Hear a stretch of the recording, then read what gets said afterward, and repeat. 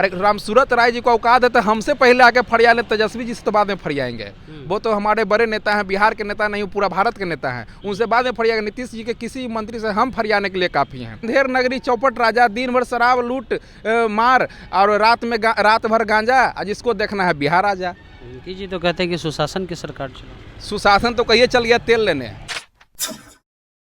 राजद के युवा नेता हमारे साथ हैं अभी, प्रेम यादव। प्रेम जी, पूरा सुशासन, अब तो मंत्री जी बोल रहे हैं कि गांधी मैदान आके फरिया लिए। देखिए, रामसूरत राय और नीतीश कुमार, चाहे नीतीश कुमार का पूरा कैबिनेट और नीतीश जी, जदयू बीजेपी सारा आज मंत्री सीएम और मंत्री दोनों अपना आपा खो बैठे हैं। ये लोग नहीं होता खिसियानी बिल्ली खंभा नोचने वाला काम। नीतीश कुमार जी किस तरीके से शासन चला रहे हैं उनको तो खैर याद ही नहीं रहता है। वो पता है ना कि सुबह सुनते हैं, रात को कहते हैं कि हमको कुछ याद ही नहीं है, कुछ मालूम नहीं है। तो उस तरीके से वो एक जब माइंडली जो होता है ना, हरासमेंट की स्थिति से नीतीश जी और नीतीश जी का पूरा कैबिनेट चल रहा है। वो कब क्या किसी के बारे में बोल रहे हैं। आज ही सम्राट चौधरी, भारत के इतिहास में पहले बार हुआ है कि एक मंत्री स्पीकर को कह रहा है कि सदन इस तरीके से नहीं चलेगा। अब बहुत बदतमीजी से तू तराक करके बोला गया है। तो आप इसी से अंदाज़ा लगा सकते। कभी नीतीश कुमार तेजस्वी जी को तू तराक कर देते हैं, कभी उनका मंत्री कहता कि हाँ बाहें हाथ कॉलर का भी दिखा दिया, मुक्का दिखा के कॉलर ऊपर करा के कि गांधी में। अरे रामसूरत राय जी को औकात है तो हमसे पहले आके फरिया ले, तेजस्वी जी से तो बाद में फरियाएंगे। वो तो हमारे बड़े नेता हैं, बिहार के नेता नहीं, पूरा भारत के नेता हैं, उनसे बाद में फरियाएंगे। नीतीश जी के किसी मंत्री से हम फरियाने के लिए काफ़ी हैं। तेजस्वी जी के पास तो जाने का जरूरत ही नहीं पड़ेगा उनको।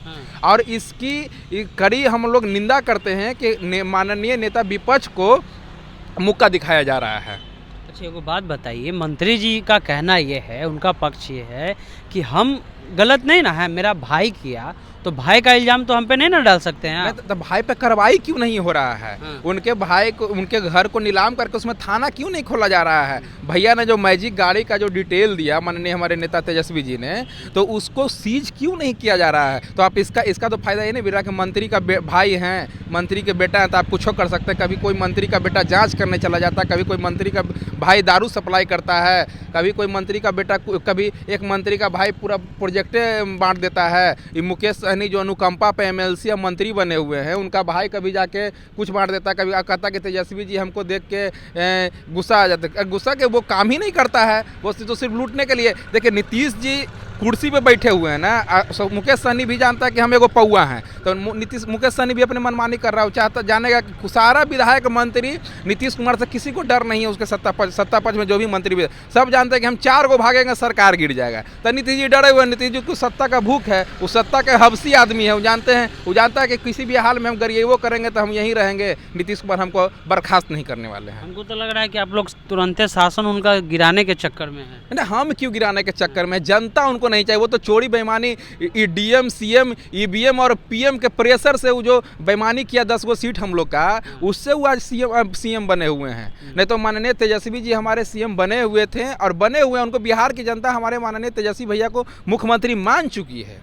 इसमें कोई दो राय नहीं है। तो नीतीश जी जबरदस्ती के सीएम बैठे हुए हैं, कोई अगर जखनी टंगड़ी टूटेगा तो समझिए कि वो कुर्सी गिर जाएगा। तो नेता प्रतिपक्ष भी तो बयान दे देते हैं कि कैसे कैसे लोगों को मंत्री बना देते हैं, कहाँ से आ जाते हो यार। ये भी तो भाषा सही है ना सदन में? भाषा सही नहीं है। माननीय तेजस्वी जी तो सही बोले ना कि कैसे कैसे जो हारे हुए लोग हैं उनको मंत्री बनाया जा रहा है। माननीय अशोक चौधरी जी पिछले और इस शासन को मिला जाए तो 9 महीना से पूरा हो जा रहा है, 9 महीने से ज़्यादा हो रहा है। वो एमएलसी भी नहीं थे, उनको तब पर भी मंत्री बनाया गया। तो तेजस्वी जी का वक्तव्य कहाँ से गलत है बताइए आप ही। 2-3 लोगों का उदाहरण है जो हारे हुए लोगों को मंत्री बना दिया गया, जो पिछले भी शासन में एमएलसी नहीं थे मंत्री बनाया गया, इस शासन में भी एमएलसी नहीं है मंत्री बनाया गया।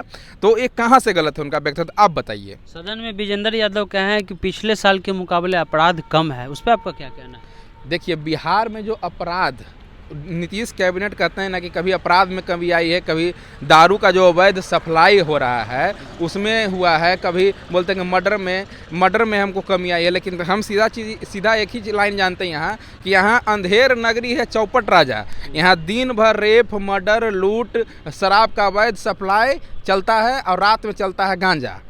रात जिसको देखना है वो बिहार आजा। यानी आप नीतीश जी पे टारगेट कर? हाँ, नीतीश जी नहीं, पूरा बिहार में ये कि अंधेर नगरी चौपट राजा, दिन भर शराब लूट मार और रात भर गांजा, जिसको देखना है बिहार आजा। नीतीश जी तो कहते हैं कि सुशासन की सरकार चलो। सुशासन तो कहिए चल गया तेल लेने। और सुशासन यहाँ नहीं चल रहा है, सिर्फ दमनकारी नीतियों से नीतीश कुमार अपने सत्ता को, नीतीश जी अपने आप को बचाने का फाइट कर रहे हैं।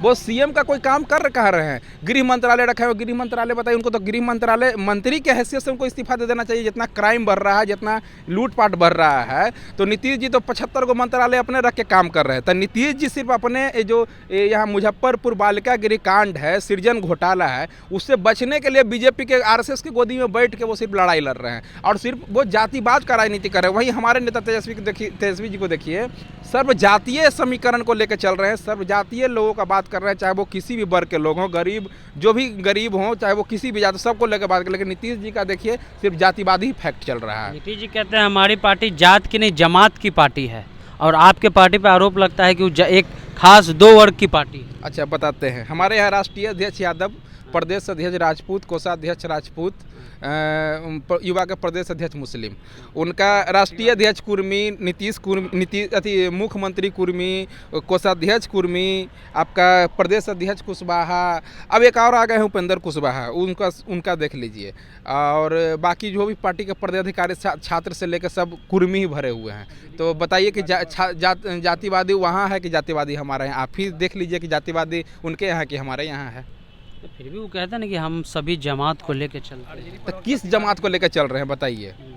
आप यही बताइए कि किस जमात को लेकर चल रहे हैं। वो सिर्फ आज के डेट में वो अपने आप को लेकर चल रहे हैं, वो खुद बच जाए, यही बहुत बड़ा बात है। तो वो तो खुद बचाने के लिए आरएसएस के गोद में बैठे हुए हैं, तो वो क्या राजनीति करेंगे जात की जमात की? वो तो हर स्कूल में गांधी जी के 4 लाइन लिखा रहे हैं, तो कह रहे हैं आरएसएस के गोद में बैठे। गांधी जी का 4 लाइन जो है ना, गांधी जी का 4 लाइन नेहरू जी जब प्रधानमंत्री बने थे पहला बार, और यहाँ पे कृष्ण बाबू मुख्यमंत्री बने थे, उसी समय गांधी जी का पाठ हर एक बुक में हम लोग को पढ़, उसी समय से है पाठ्यक्रम में।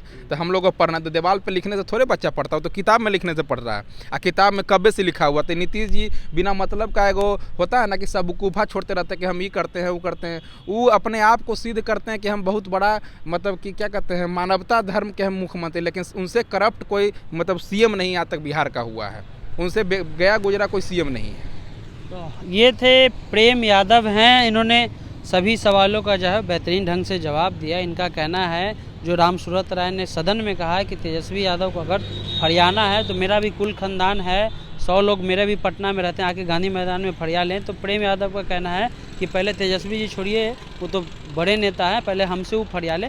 साथ में उन्होंने एक उदाहरण भी दिया, एक शायरी भी कह दी कि अंधेर नगरी चौपट राजा और रात को गांजा, ऐसा कुछ शायरी भी उन्होंने। वीडियो पसंद आए तो हमारे यूट्यूब चैनल को सब्सक्राइब कीजिए, साथ में हमारे फेसबुक पेज को लाइक कीजिए। चलते हैं, जय हिंद जय भारत।